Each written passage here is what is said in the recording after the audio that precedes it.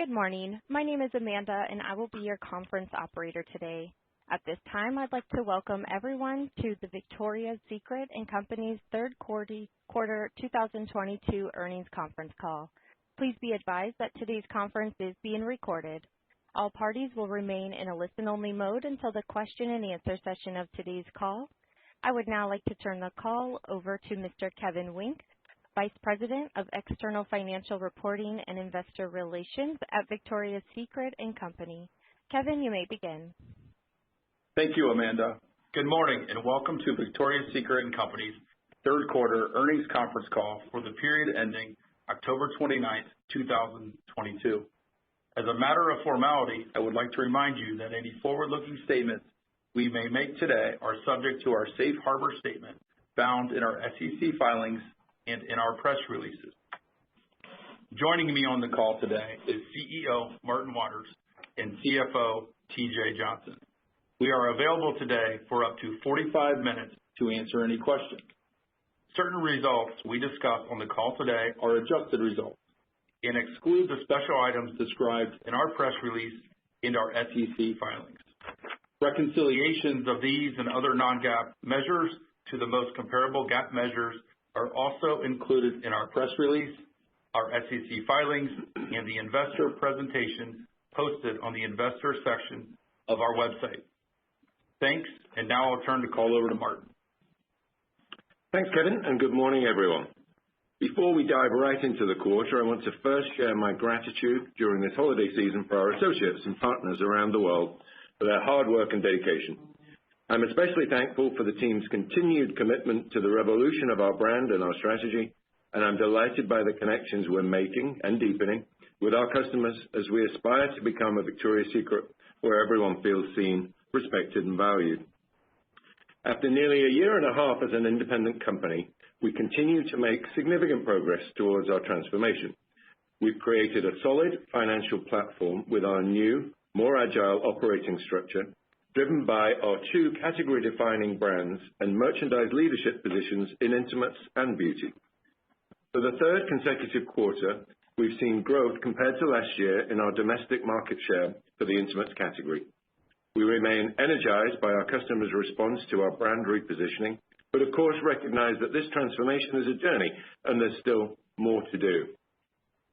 For the third quarter, in what continued to be a very challenging macroeconomic environment, we were able to deliver operating income and earnings per diluted share results above our guidance.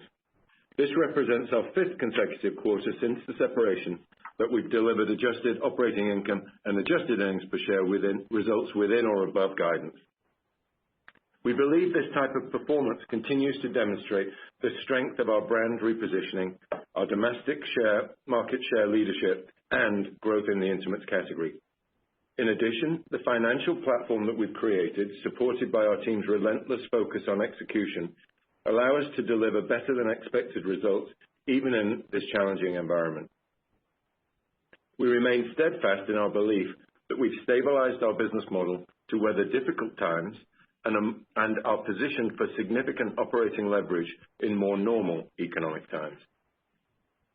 Turning to our third quarter results, our operating income of $43 million and earnings per diluted share of 29 cents were both, as I said, above our guidance range. Sales declined 9% in the quarter compared to last year, which was in line with our expectation. Traffic was up in our stores in the quarter, and AURs remained healthy and at or near record highs in most categories, enabling us to drive profitable sales. However, average basket sizes and conversion rates were down in the quarter, highlighting a customer who is very cautious and cost-conscious in this current environment. From a merchandise category perspective, beauty was our best performing category and significantly outperformed the balance of the business, followed by bras, whose performance was in line with the overall business. Panties and apparel performance in the quarter lagged behind the balance of the business amidst an extremely promotional environment in those categories. Our international business continues to be a bright spot, with sales up more than 40% in the quarter compared to last year. The international business has been profitable in each of the last three quarters, with most lines of business and countries performing well. I'm encouraged with the rate of progress we're making in all parts of our international business, and we continue to be optimistic about growth for our partners around the world. TJ and I recently visited and spent a few days with our teams, partners, and vendors in the Far East, including our partners in the China joint venture business, Regina Miracle. We've made substantial progress stabilizing our business and growing digital sales in China with Regina. After years of significant losses, I'm expecting the China business will break even in spring 23. Aside from our financials, over the last 90 days, we've executed several key actions in support of our strategy and positioning for the long term, including we signed a definitive agreement to acquire Adore Me, a digitally native technology-first intimates brand. We believe the deal will strategically position us for growth by allowing us to leverage Adore Me's expertise and technology to continue to improve the Victoria's Secret and PINK shopping experience and accelerate the modernization of the VSCO digital platform. Secondly, we launched our Undefinable campaign to cement the brand's continued commitment to welcoming and championing all women. We delivered newness and innovation with the launch of So Obsessed, our new push-up bra, which provides the fit and shaping of a traditional wide bra in an extremely comfortable wireless frame. We further enhanced the shopping experience by expanding our bra fit services with the launch of a new bra fit technology that will help customers more easily find their right size when shopping in the Victoria's Secret app. We continue to expand our channels of distribution and began featuring a portion of our PINK apparel assortment in our Amazon storefront.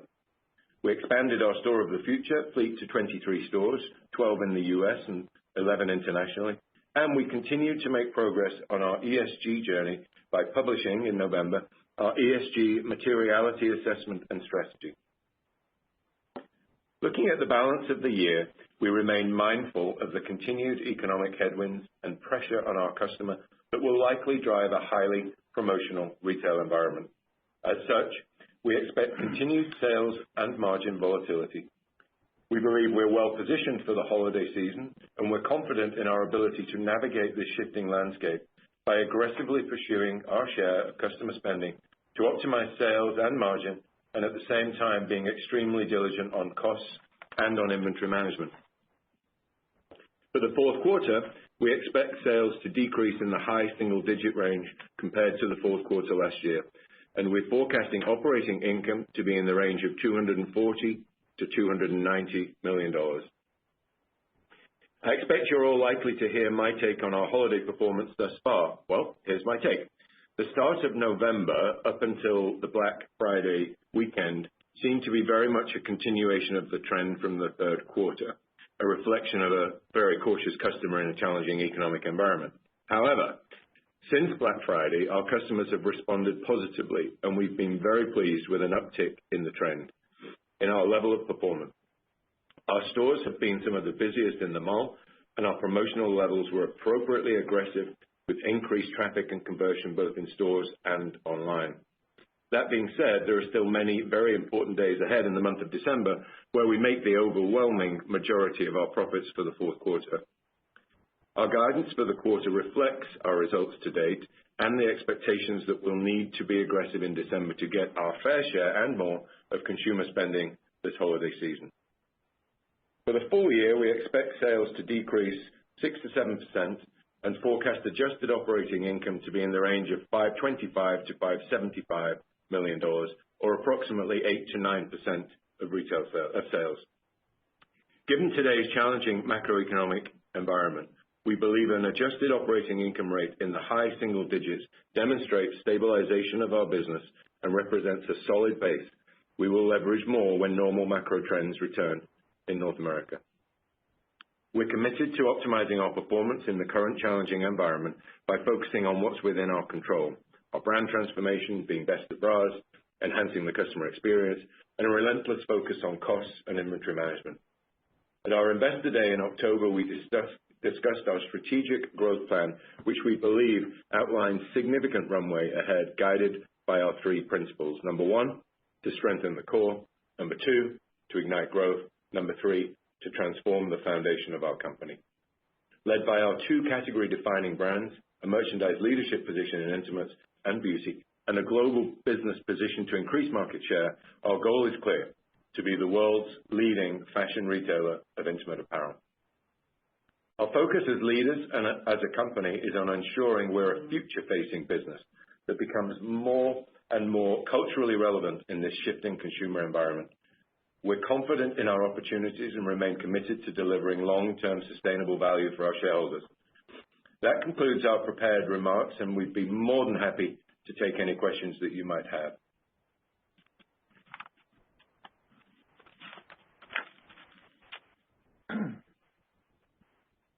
Operator, are there any questions?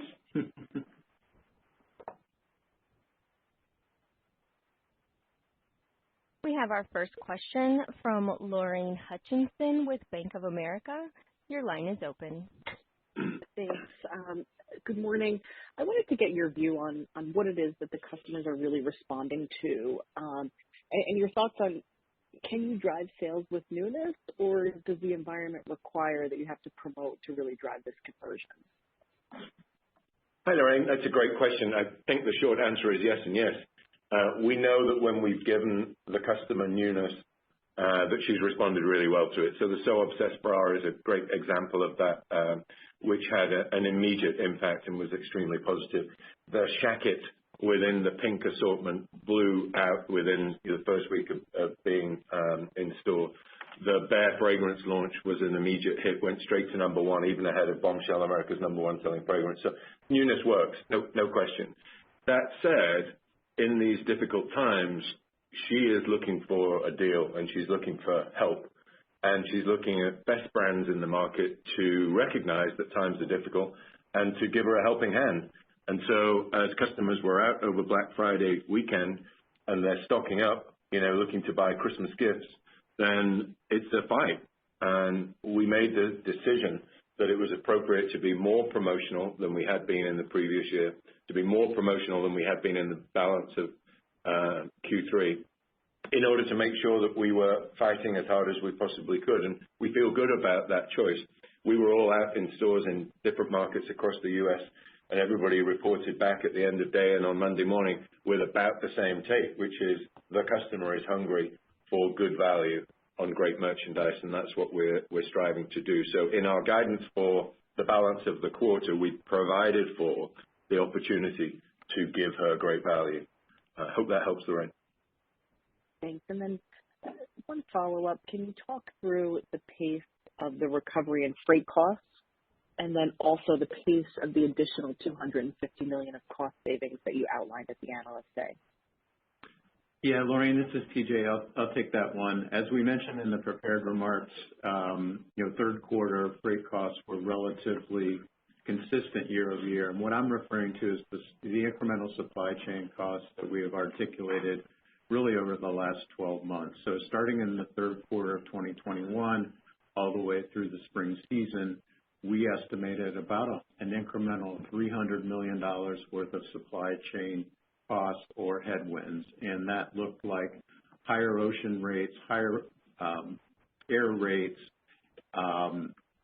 more difficult raw material price increases from an inflationary perspective, our need, so to speak, to be almost entirely dependent on airing merchandise into our stores, particularly in the holiday season last year.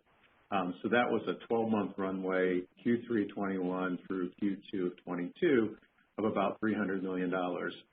Through the third quarter, we start to anniversary that activity, and we saw that the impact was relatively similar year over year at about $50 million that was embedded in our guidance and in our results.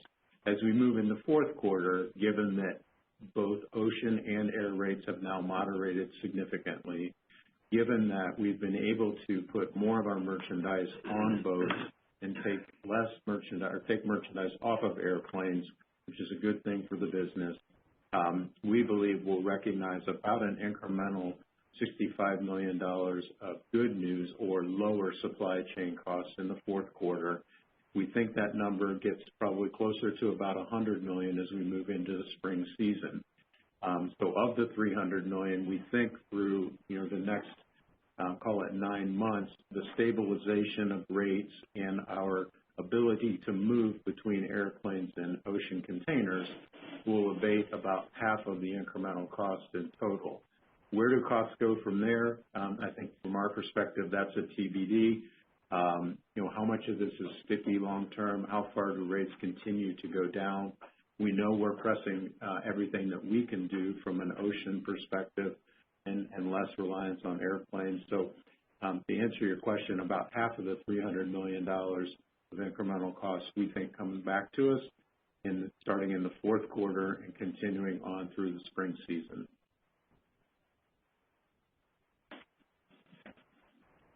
Thanks. And then the $250 million of additional cost savings? Yes. Thank you for reminding me. The $250 million of incremental cost savings that we articulated at the Investor Day, that's really a forward look for the business. So it started in a small way here in the fall season. Will grow in 2023. But from a $250 million perspective, I would think of it as growing from 23 to 24 to 25. As a reminder, there were three elements of that. The first element was really about product costs, and that looks like raw materials, finished goods, how we move goods between raw materials and finished goods from a freight perspective, lower duty opportunities, et cetera. So the cost of goods sold was the biggest part of the $250 million. The second biggest cost was really, I'll call it modernizing the company or kind of transforming from being a high-cost operator to a low-cost operator. And that looks like changes in terms of people and processes in our stores, distribution centers, and here in the office in Columbus, New York, and around the world.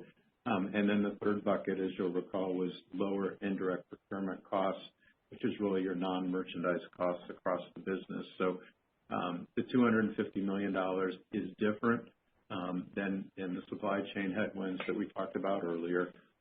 These are new initiatives for the business that have started here in the fall season, will grow in 2023 and grow in 2024 and 25.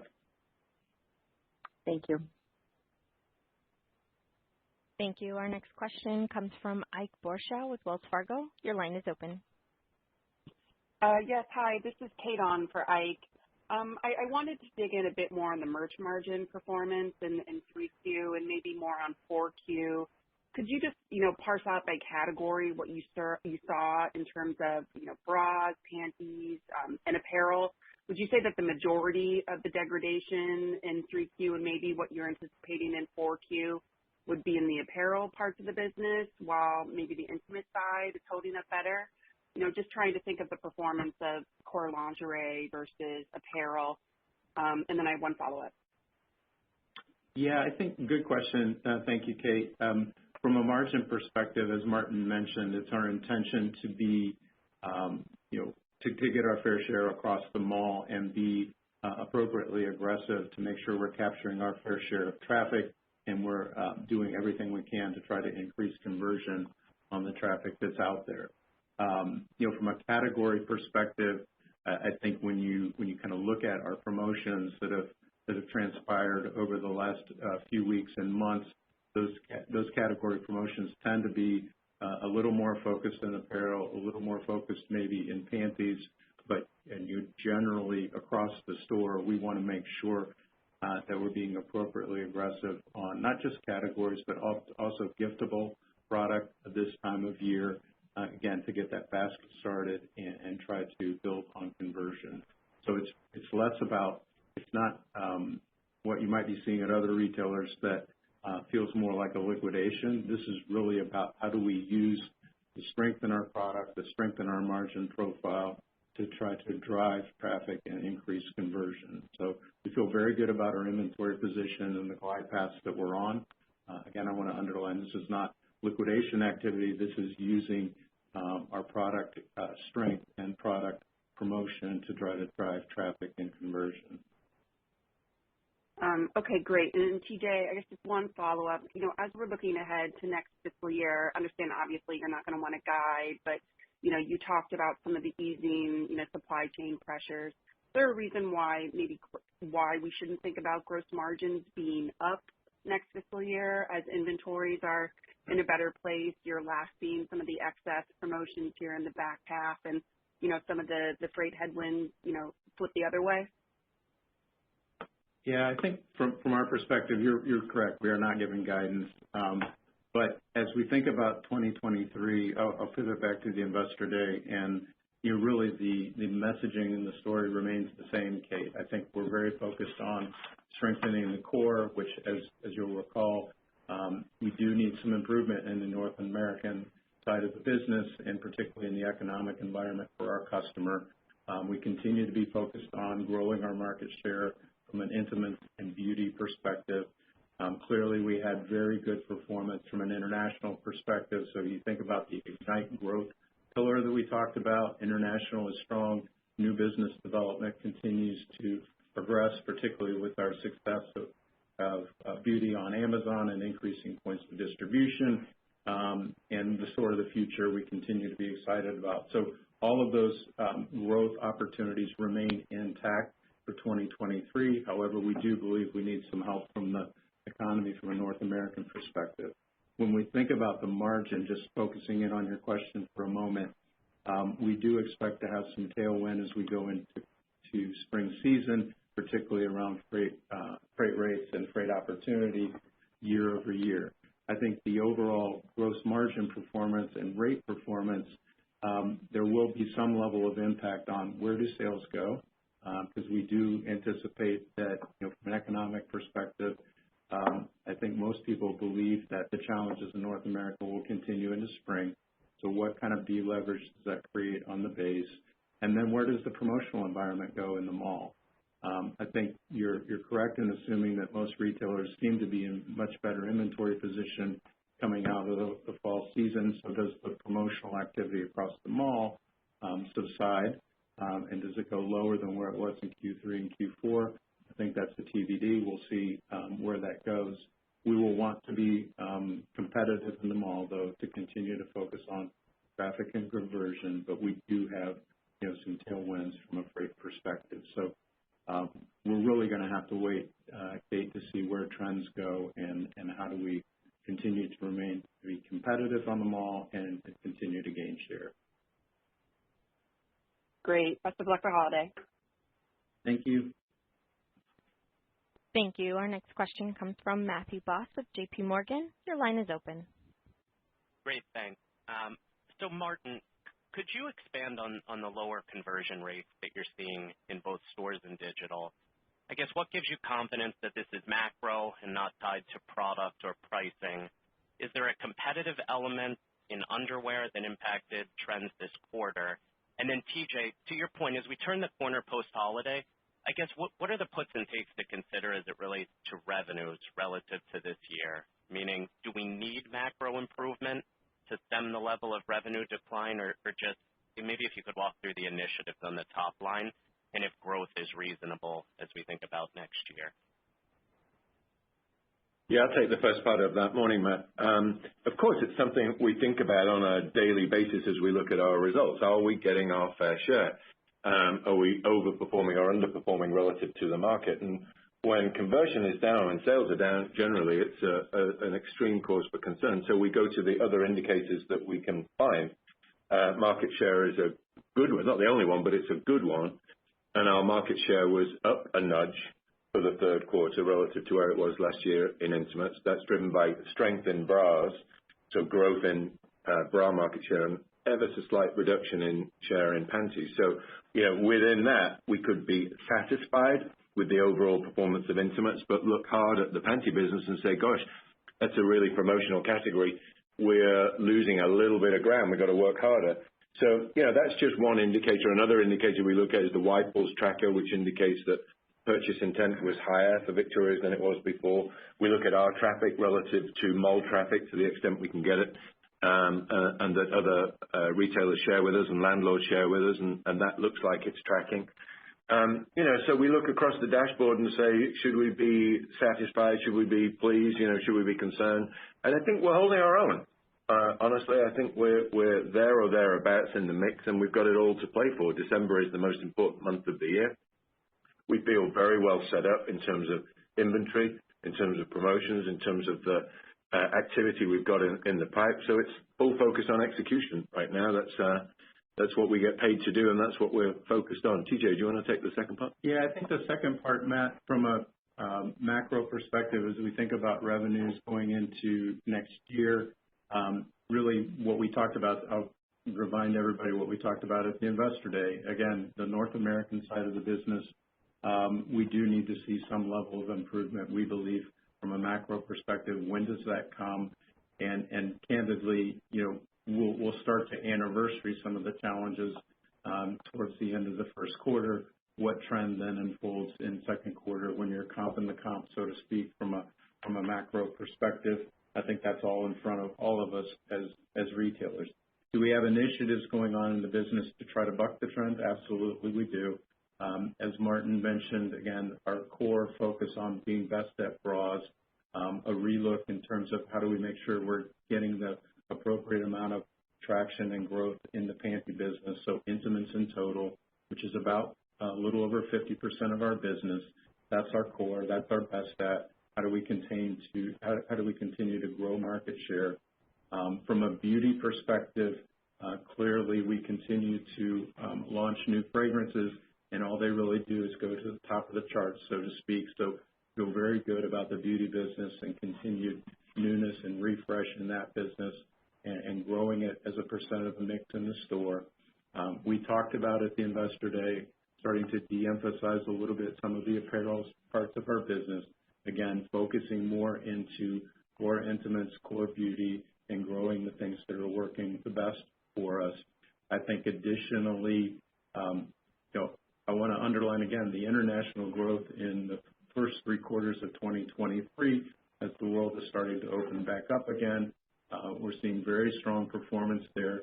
We can see a pipeline of both country growth, store growth, digital growth internationally for the foreseeable future out through 2023, 2024. So we feel very good about the international part of the business. New business development, Greg and his team have done a great job starting to grow our Amazon business. We think that's an opportunity going forward. The store of the future, I could keep going down the list of initiatives that we talked about at Investor Day, but that was only 6 weeks ago. All of those are still in place. All of those are still on track, and we feel very good about those. Great. Best of luck. Thanks. Thank you. Our next question comes from Simeon Siegel with BMO Capital Markets. Your line is open. Thanks. Hey, everyone. Morning. Hope you and your families had a nice Thanksgiving. So can you, setting aside the $65 million, could you just speak to any of the expected composition of the 4Q gross margin, so within guidance, to just think you through parsing out the other levers? And then, Martin, so you said AUR was healthy. Any way to, I guess, quantify or just give us context what that means? And I assume the implication is that UPTs were down. So if AUR is healthy, UPT is pressured, what does that tell you about using promotions? I guess it sounds like people are willing to pay what you said. They're just buying fewer units, or do you think it might be reflecting the idea that maybe they just overpurchased over the last couple of years and they're still working through the excess and they just need fewer things? So I would love your view on that. Thank you. TJ, do you want to take the first part of the question? Yeah, I think from an AUR perspective, Simeon, we still feel very good about the AUR positioning of the business. And really what we're talking about is, from a ticket perspective, we feel very good about where we are. What we're really talking about is how do we use that strength in ticket and strengthen margin profile of the business. And if the net AUR needs to change a little bit here in the fourth quarter to continue to get the kind of conversion that we want and the kind of basket growth that we would like to see and traffic growth we would like to see, we want to use that strength. Again, doesn't necessarily mean that we have to be at this level of promotion for all 4 quarters of the year. That's not what we're talking about. But clearly in the fourth quarter, when it's our Super Bowl, we need to do everything we can do to make sure we're getting our fair share. In terms of your question around over purchasing or overproducing in the past, I'm not necessarily sure we're thinking about it that way. I think we're thinking about it as there is a very competitive environment across the mall. There are others in our view that are in much different inventory position than we are. and are more in a liquidation mode. Our position of strength from an inventory perspective is not a liquidation. It's about how do we make sure that we're getting profitable sales in a difficult environment. Yep, I'll just piggyback that a little bit, TJ. I think you covered it, but units per transaction are down. Basket size is down. Like TJ said, I don't think we were overperforming in the past, but I do recognize that the customer has different categories to choose from. All of the dollars that are available shouldn't come out and say, I'm going to point those at the intimate apparel category. They're just dollars in the wallet. And other categories have come back stronger than they were in previous years, and that's a reflection of times changing, being more open now than we were during COVID times. So, what I go to is looking at our performance relative to the market in which we compete. And the market's down. We're down, and the market's down. It will come back. I think the most important thing is to make sure that we're super competitive and that we're giving her the best possible offer that we can in terms of newness and in terms of value. So that's where we're focused right now. Control what we can control. Perfect. Thanks, guys. Yeah, I thought the AUR being healthy was the interesting point in light of all of that commentary. So that's just what I was asking about. But thank you. Best of luck for the holidays. Yeah, thanks for the clarification. Thank you. Our next question comes from Alex Straton with Morgan Stanley. Your line is open. Great. Thanks so much for taking my question.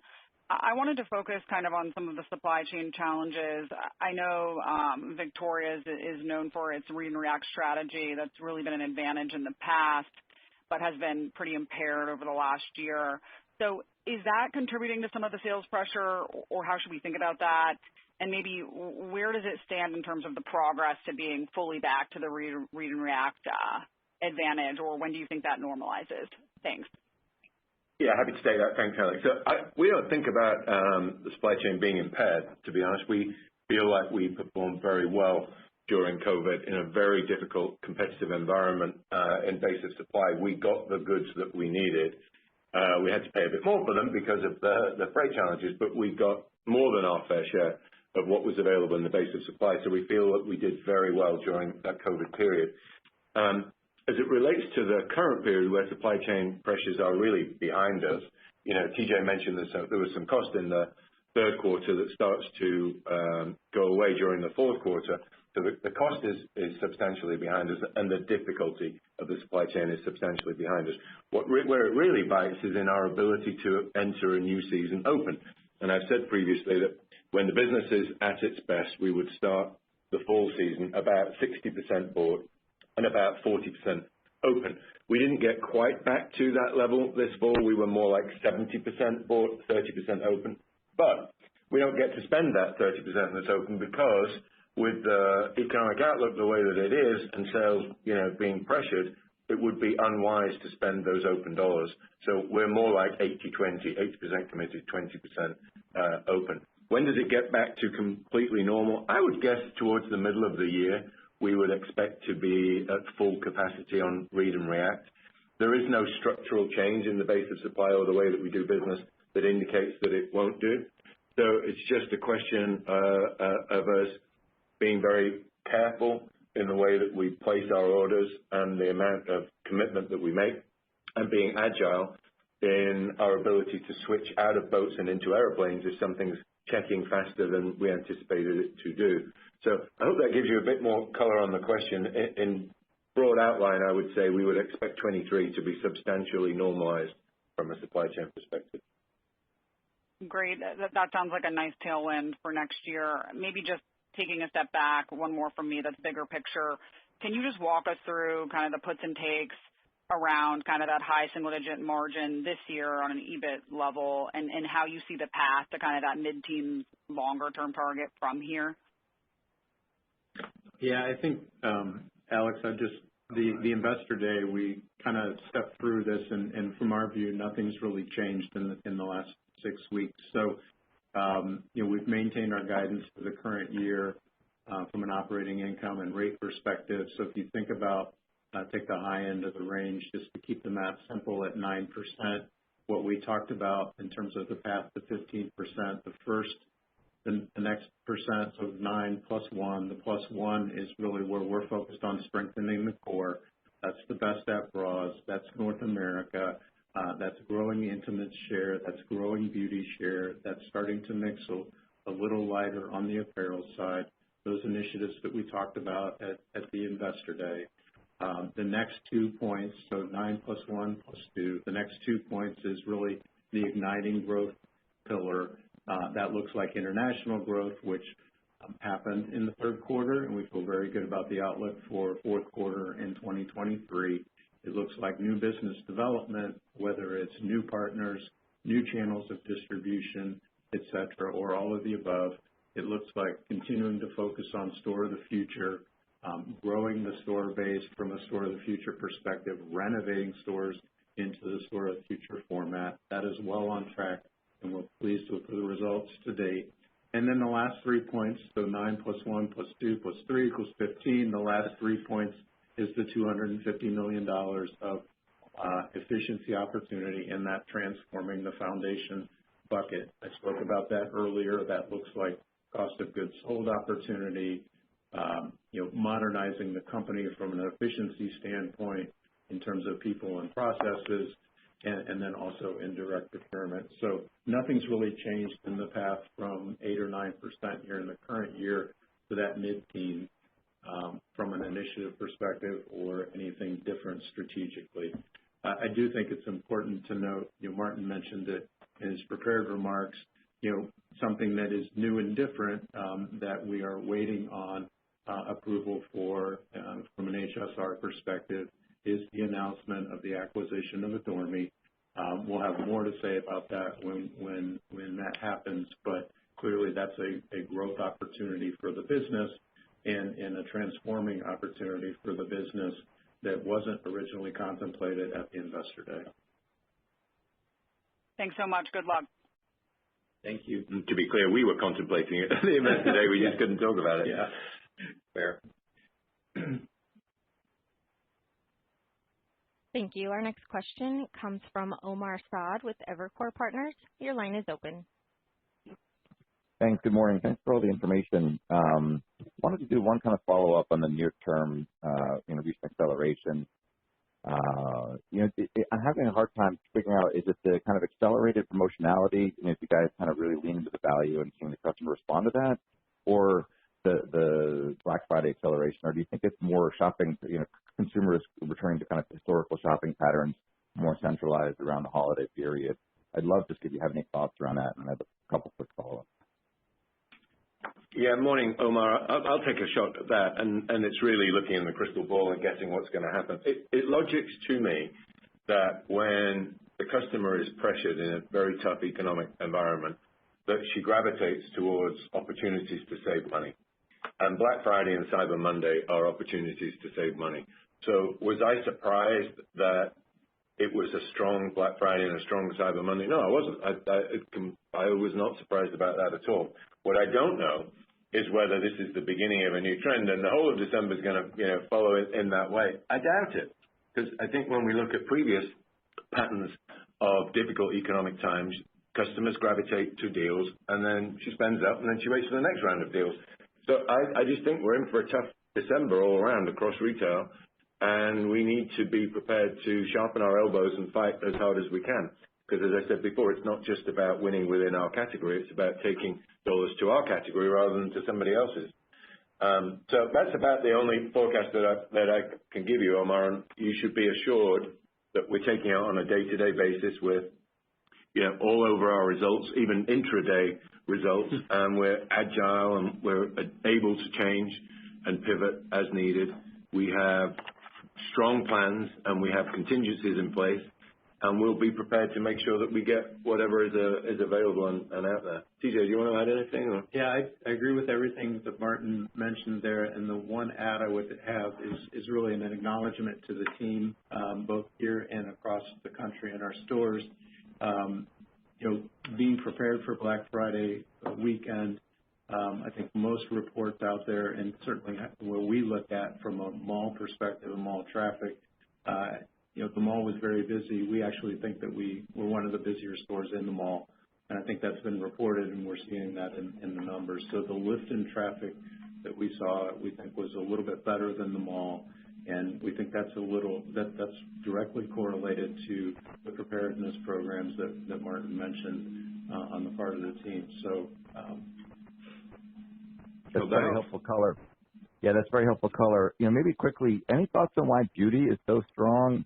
And then Martin, important details on the store of the future for people who haven't been in one. Thanks. Yeah. So why would beauty be stronger than other categories? Well, I think it reflects the fact that the market is more open. So you're more likely to wear a fragrance when you're going out to party or to work or out rather than being at home. And the reality is that people are more out and about right now than they were this time last year. So it kind of logics to me. My beauty team will be listening to this and saying, but what about the newness? What about all the great content that we developed? And so I would give a nod to that also, that we have got some terrific merchandise out there. The Bare fragrance is truly groundbreaking, innovative, and unique in some respects. And so, yes, it's a function of the fact that the team did a really good job, and it's also a function of the fact that beauty is a stronger category across the board this year than last. Store of the Future, thank you for asking. We feel very good about Store of the Future. We've got 12 of the 16 that we plan to open in North America open, and they're doing well. They're performing at high single digits better than their control group. The store presents as being less intimidating, easier to shop, lighter, brighter. The merchandise is the hero rather than the environment being the hero. It's less overwhelming. From a business perspective, it's lower capex. It's typically smaller stores. We don't need the amount of square footage that previous management thought that we needed. So it's a more efficient, less intimidating, more attractive environment. And there are some neat technologies in there that are really helping. The Crave technology that we have in the fitting room has been extremely well received. That, I think, is the highlight of the Store of the Future. And we'll continue to evolve it as we put more down on the ground. One part of that initiative is changing our dependence on malls to have a focus on off-mall locations where we've been under-penetrated, and we're very pleased with the performance of those off-mall locations that indicate that they could be a very good backfill to downward pressure that there will be on some, the D and E malls across the United States. If we can replace some of that real estate with off-mall real estate, that will be a good thing for us. So in many respects, from many perspectives, the Store of the Future is a really good initiative, and we're very pleased with the results so far. So thanks for asking. Holiday. Thank you. Thank you. Our next question comes from Adrienne Yee with Barclays. Your line is open. Good morning. Martin, my first question for you is, how are you assessing and measuring marketing success? How do you know that it's working to acquire sort of younger millennial Gen Z customers? That's my first one. And then for both of you, inventory, you can see on the balance sheet starts to spike last year in the fourth quarter, right, over 35% for the next 3 subsequent quarters. So a lot of that was safety stock and kind of the change in the modal mix, et cetera. And maybe this is TJ. So how much of that was in transit? How much of that was unavailable for sale, won't be repurchased again? And then from a unit perspective, and I can appreciate the difficulty of this, but how do you drive kind of those positive sales, if that's what we're contemplating in this marketplace, if you don't have that unit velocity? So how are you building in that flexibility to either be promotional if you need to be, or to back off and drive full price sales if you need to be? Thank you very much. Yeah, great questions.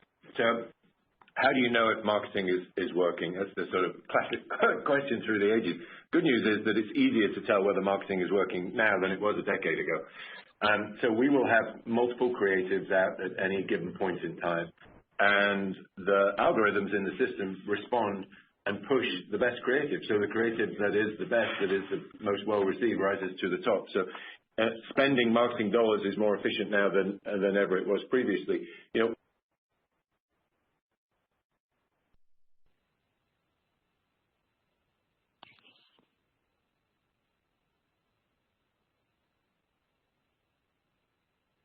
And excuse me, at this time we are having technical difficulties. We'll place you on a brief hold. One moment.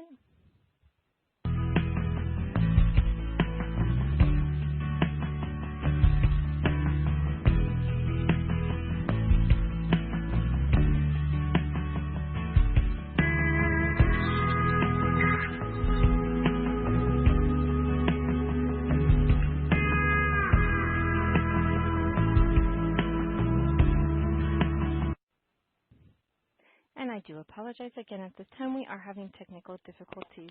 We will be back with you in just one moment.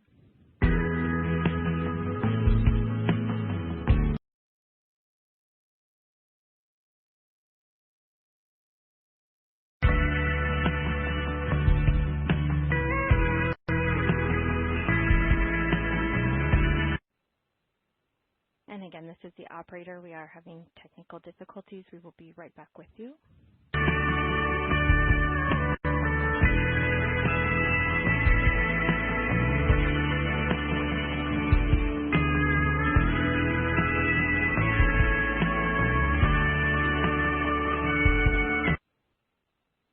And excuse me, this is the operator. Your lines are all now open and in the main call. Hi, Adrienne, you still with us? I am still with you. I don't know how much you heard. I was in a monologue, and then somebody came in and said, "Oh, the line cut." It wasn't me, I promise. Let me start again. What I was saying is that marketing is now significantly more dynamic than ever it was in the past. So we have multiple creatives out at any given point in time, and the algorithms work out which is the better and push those harder than others. So it's a more efficient way of spending money than previously. The last big campaign that we had was the Undefinable campaign, which was really about our dedication to evolving and listening and reinforcing the beauty is in the eye of the beholder, that it's the individual's right to define, not a company's, about our commitment to welcoming and celebrating her on her terms, not on our terms. And that generated 500 million media impressions, which is off the charts, and was 87% positive in our readout, which is extremely strong. So, we have metrics that indicate how successful individual campaigns are, and we adjust accordingly. So we feel good about where we are. That said, if you look at the 13% who are less positive, there is a significant demand in our base of consumers for people to say, bring back the old way of doing business. We like Victoria's as was. And the reality is that as a very broad appeal brand as such that we are, but customers expect multiple things from us. They expect us to be very sexy and very provocative. They expect us to be leading in comfort. They expect us to be democratic and inclusive. And we'll be all of those things in our broad communication of the brand. So we think that we're on a good track. The indicators suggest that we're on a good track, and we're determined to proceed with high energy. So I hope that helps, Adrienne. It does, yes. Thank Take you. the second part? Yeah, Adrienne, if I understood your question right on inventories, let me try to address how it's been flowing. So you are correct that coming out of last year and the timing of when we received inventory due to supply chain challenges certainly made fourth quarter last year difficult. As we moved into 2022 and supply chain started to get incrementally better from a flow perspective, it gave us the confidence that we could start taking merchandise off of airplanes and start putting it on boats. That did cause some dislocation in terms of when it shows up on our balance sheet, to your point, because it starts to show up in transit before it's actually received in the distribution center as it's coming here on boats. Lead times there obviously are longer than airplanes. So we've been working against that all year long from a balance sheet perspective. The good news is being a financially stable company, generating our own cash and having a strong balance sheet, it gave us the flexibility to do that and start to lower overall cost and increase our flexibility, as Martin mentioned earlier. As we think about exiting this year, we do think the majority of that timing difference on inventory receipt has started to work its way through the system. We think we will end this year with inventories on a dollar basis on the balance sheet up in the mid-single digit range. Again, from a modal mix perspective, we take that into account. We think inventories will actually be down mid-single digits. And we start to fully anniversary it as we get into early 2023. So we think we have the opportunity to exit 2022 and enter spring with inventory dollars down in the mid-single digits when we take into account modal mix. Now, having said that, we go into 2023, we do believe having that inventory flexibility, having the flexibility to chase goods, or start to get back closer to that 60-40 mix, as Martin mentioned, gives us the opportunity to chase winners, cut losers, and be much more efficient with our inventory I think additionally, we have opportunity as we enter into next year to start to see incrementally a little bit of improvement on inventory turnover, as I mentioned, because of the timing of inventory and being more in position. So we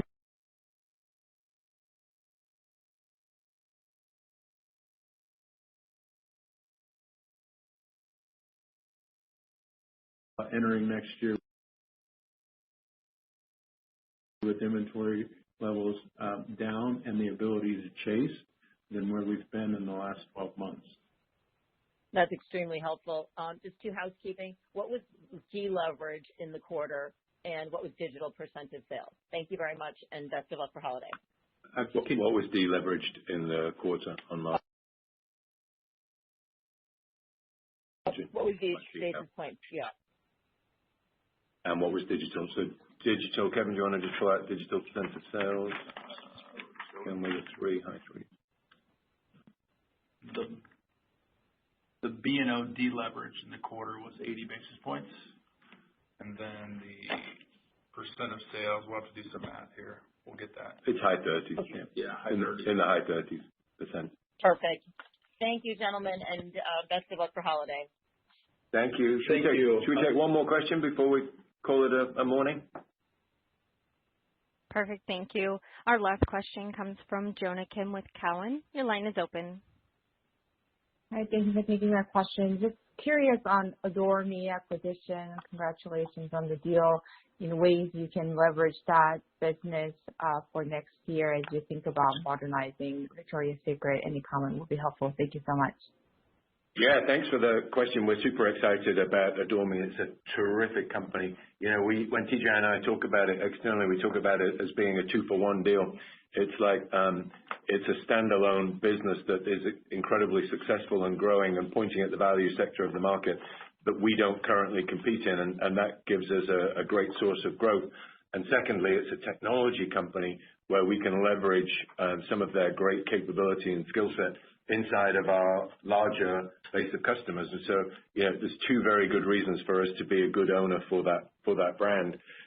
We talked previously about there being three parts to the rationale for the deal. Number one is enhancing the customer experience in VS and PINK by leveraging the two technologies of try-on at home and subscription businesses, and we're going to work incredibly hard to stand those both up during the early part of 2023, assuming the deal closes as we expect it will. Secondly, putting tech at the heart of everything that we do. That company has been built on a tech foundation, very different from the way that our company has been built. And so working closely with Morgan and the incredible team at Adore Me, we'll find ways to bring technology to the heart of everything we do and transform the foundation of our company, modernizing for the future. And then the third is just the engine for growth that it provides, particularly targeting that $7 billion segment of the market that we call value, where Victoria's and PINK don't currently compete. So lots of good reasons for us to be a very good owner for that business, and I'm glad you asked. Thank you. I guess all that remains is for us to wish everybody a very healthy and happy holidays, and thank you for your interest in our business. That concludes today's conference. Thank you for participating. You may disconnect at this time.